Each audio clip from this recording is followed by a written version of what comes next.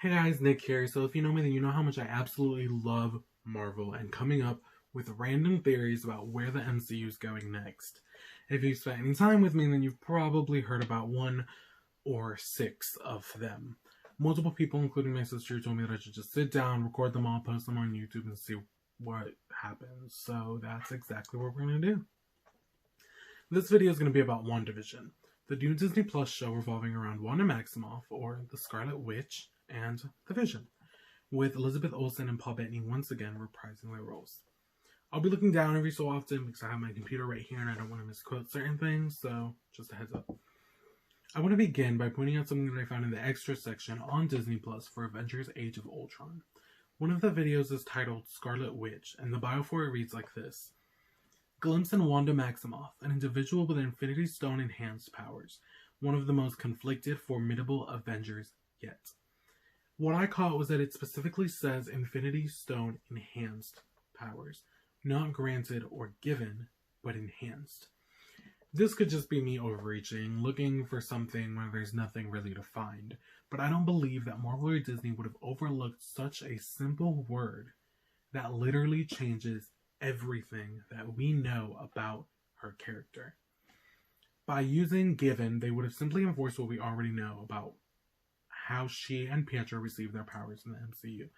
That they were granted to them through experimentation done on them by Hydra using the Mind Stone. But that's not what it says. Instead, it says enhanced. And this implies that they both already had their powers.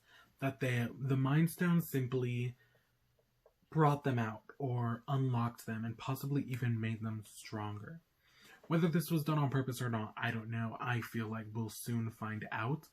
But if it was done on purpose, then it could have been with Disney and Marvel looking towards the future in hopes of finally making Wanda a mutant. Due to ownership and usage rights for the X-Men, Disney needed to give a different reason for how Wanda and Pietro received their powers instead of making them mutants, which has also been a huge topic in the comics, with her powers being retconned so many times that for a while people even referred to her as the Great Pretender, after it was revealed that she and Pietro were not mutants and did not possess the X gene, but instead received their powers through experimentation done on them by the High Evolutionary. The topic of their powers, their family, and specifically their parentage is probably one of the craziest, most sordid arcs to grace comics. But that is definitely a different conversation for a different day. This change, though, actually could have even been what opens the doors for the twins to be introduced into the MCU, since it no longer made them mutants. And 20th Century Fox only had the rights to mutants and not some characters themselves. If they weren't or aren't able to make her a mutant, then they could go down the same route as the 2016 Scarlet Witch comic series, which confirms that Wanda was born with the ability to utilize witchcraft, and that this has been seen in other women in her family. This wouldn't exactly explain how Pietro has powers, but they could just adapt both storylines and go from there, which I believe is what's currently happening. On to WandaVision. In one of the most recent trailers, Wanda, dressed in what seems to be a baggy shirt very similar to what she wears in the post-credits scene in Captain America and the Winter Soldier, where she's first introduced, is shown walking towards a giant version of the Mind Stone. As she reaches for it, it explodes. I think this could be one of a few things. Either this is a flashback to when she first experienced the power of the Mind Stone, or when she first interacted with it, even when she first either received her powers, if that's the route that Marvel wants to take, or when her powers were unlocked, again, if that's the route they want to take. Or it could have been a vision very reminiscent of the one that she had of Ultron destroying the Earth. Since she and the Mind Stone have been so tied together since both were introduced in the MCU, and since Wanda just ended up being the one to destroy it in Infinity War, just like she was the one that ended up being able to destroy Ultron, or she at least killed one of his bodies, those could be tied together. It could just be a vision of her seeing it being destroyed, not knowing that she is the one that destroyed it. Or the theory that I like more is that this could have been the moment when she gets pregnant. So in the comics, she and Vision really wanted to have a family. They wanted it so bad, but they couldn't because, Vision's an android, so he can't have children. But in the comics, Wanda was somehow able to just reach out into the universe and kind of just pulling whatever energy she could to form these babies. I think this could be that. That when it explodes, it could be like when she gets pregnant or something. Obviously in the comics, it had nothing to do with the Mind Stone, but I'm going to explain more of that later. In the MCU, we already know she's immensely powerful. She's pretty new to her powers, though, as we've seen. Obviously, she doesn't have as much experience with it as, let's say, Captain Marvel or Thor, who's literally centuries old. But we know that she at least, and we've seen that she at least has enough control of them to be a major threat.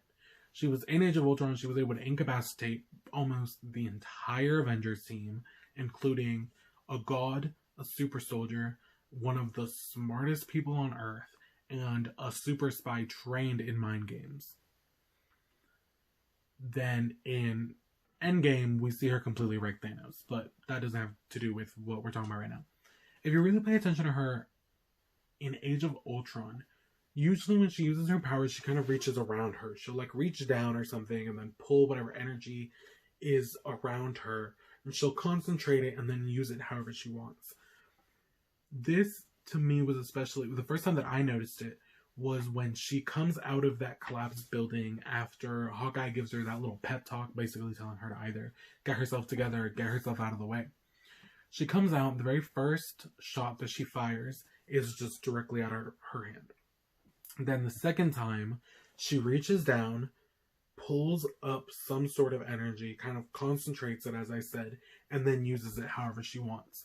To me, this shows that she has not fully, obviously, that she has not fully learned how to draw her powers from herself. She probably hasn't learned yet that she is innately powerful. Then, later when Pietro dies, she senses it, she drops to the ground, and we see her power come out directly from her hands, mainly.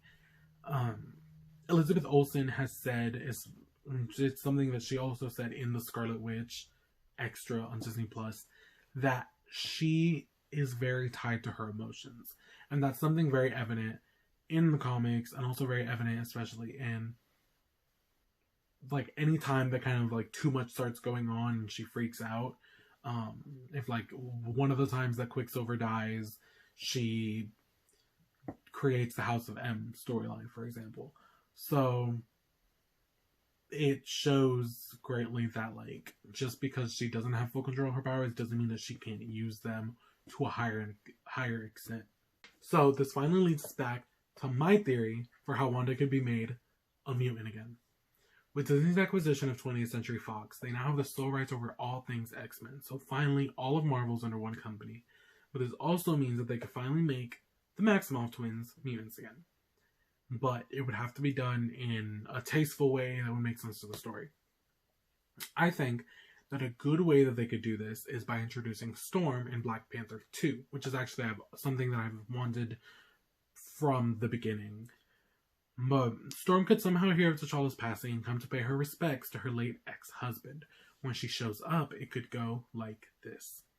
We could be at the funeral when they receive a message from the guards saying that someone's trying to enter Wakanda.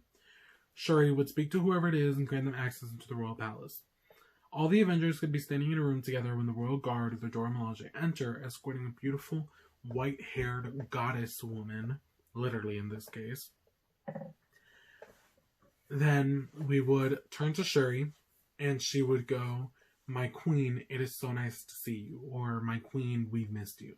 Then, as they walk towards each other to embrace, the camera would pan out, and you would see some of the people around kind of just be like, "Queen? What?" Meanwhile, all the actual Wakandans in the room would bow. And then Shuri would explain to them that they are all standing before the Queen of Wakanda and one-time wife of T'Challa. She would introduce herself as Aurora Monroe. Then everybody would start out like bombarding her with questions like, who are you? Where have you been? Do you have powers? Why did you and T'Challa get divorced? Because, you know, most of the Avengers are nosy and dramatic. So she would start answering their questions. Then when it would get around to she would explain that she is a mutant, a race of humans who possess what is known as the X gene, which grants them their unique powers. Then one of the Avengers would ask her why they have never met a mutant before. Then you kind of just have a short silence, and Storm would just look up towards Wanda and go, "You have." Everyone would then turn towards her with questioning looks. Wanda would obviously be confused as to why Storm thinks that she's a mutant. And then Storm would go on to explain her true heritage. But that's a different conversation for a different video. Now, everything we've seen so far for WandaVision seems to be moving it closer and closer to the House of M storyline, where Wanda creates an alternate reality that basically gives everyone what they want. A perfect reality of sorts. In one of the trailers, a woman is seen crying as she hangs up some laundry. She could just be crying at the fact that Wanda couldn't conjure up a dryer, and now she has to hang up her clothes outside and wait for it to dry naturally, but that's just me. Or she could know something that we don't know yet, maybe even sensing that there's something weird going on. In the actual comics for House of M, there's a girl who, for whatever reason, is able to remember what the real reality is. She's able to help other people remember, or grant people access to those original memories. So maybe this could even be the same person.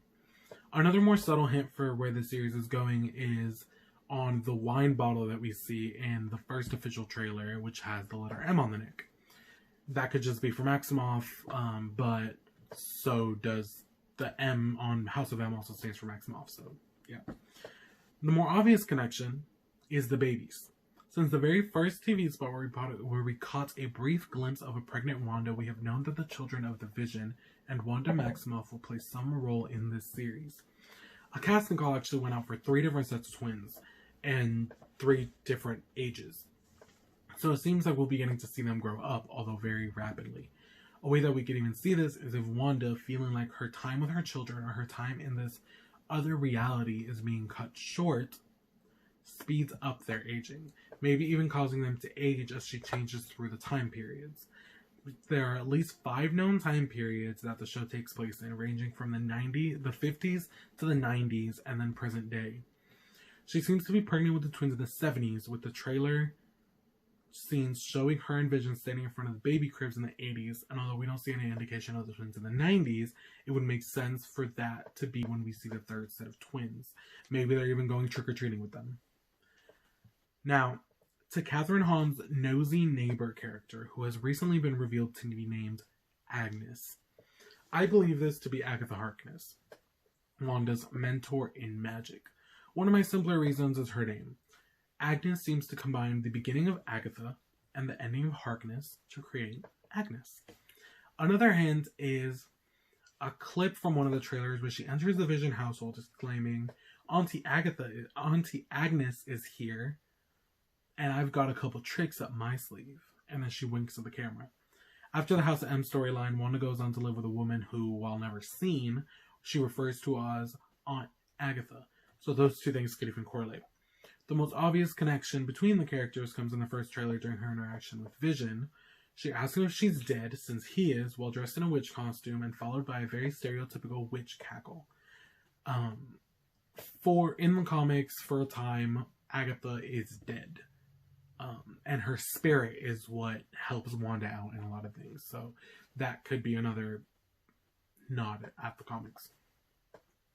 Also, in the character shots that Marvel posted on their Instagram January 1st, if you zoom into one of the TVs, you can see that Agnes is seen wearing some sort of purple outfit as she does in the comics. Since it's already been said that WandaVision will directly tie into Doctor Strange and the Multiverse of Madness, my theory is that Wanda will be the Multiverse of Madness, or at least take part in causing this madness, possibly after finding out that her children were never truly real. In West Coast Avengers Volume 2, number 52, Agatha Harkness notices something very odd while babysitting Wanda's children. Whenever she leaves or is preoccupied and not thinking of the babies, they disappear. When she notices this, she comes to the conclusion that these children must not be real, but instead are illusions created by Wanda due to her and Vision not being able to have children of their own. Agatha explained it like this. Wanda longed all her life for the kind of normal existence forever denied her by her mutant powers. She so greatly desired a family, in her mind the perfect symbol of a peaceful, happy life, that she suffered what in a human woman would have been a hysterical or imaginary pregnancy. Now, a hysterical pregnancy is where the body basically tricks itself into believing that it's pregnant. So it starts going through the phases. Sometimes you even start growing a stomach, but there's nothing really growing. She explains that Wanda, although immensely powerful, as I've said before, cannot create life out of nothing. Instead, she was able to reach out into the cosmos and find anything that she could use to create souls. What she didn't realize was that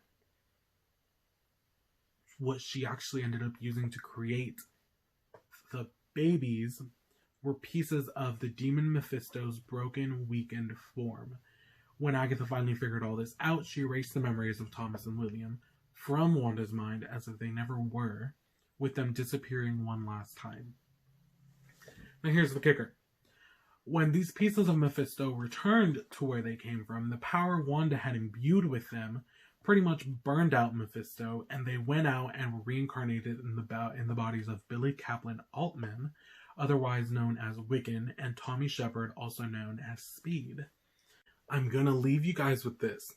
As of right now, it seems like Marvel and Disney are setting up the Young Avengers team, with Kate Bishop being set to headline the new Hawkeye show, America Chavez being said to be a major player in Doctor Strange and the Multiverse of Madness, with both characters already being cast. Wiccan and Speed will both be introduced in WandaVision, to what extent we don't know yet, and I'm convinced that Hulkling will be introduced in Captain Marvel 2, since both he and Carol Danvers are half Kree. And there is absolutely no way that the MCU could introduce Wiccan and not Hulkling, since their stories have literally been connected since before they were even born. During the Kree-Skrull War, the Super Skrull kidnapped the original Captain Marvel, Quicksilver, and the Scarlet Witch and presented them to the Skrull Emperor. While imprisoned, Marvel and the Emperor's daughter, Princess Nell, had a brief affair and conceived a child known as Teddy Altman. So, how perfect is it that Billy and Teddy ended up not just meeting, but falling in love and most recently getting married years after the Super Skrull kidnapped Billy's mother and Teddy's father. The only problem in this would be the fact that Captain Marvel is currently a woman in the MCU, but they could easily just do another gender swap and make Princess Nell Prince Anil, and it wouldn't really matter much.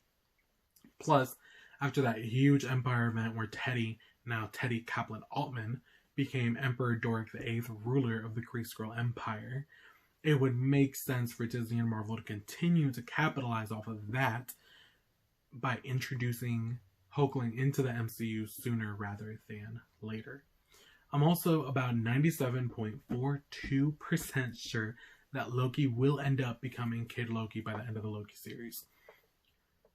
Well, I'm very excited for this show to air on January 15th, and I hope I made you guys just a little bit more excited for it too. I guess you guys can follow me on Instagram at baby_48, and I hope you have a great day. Bye.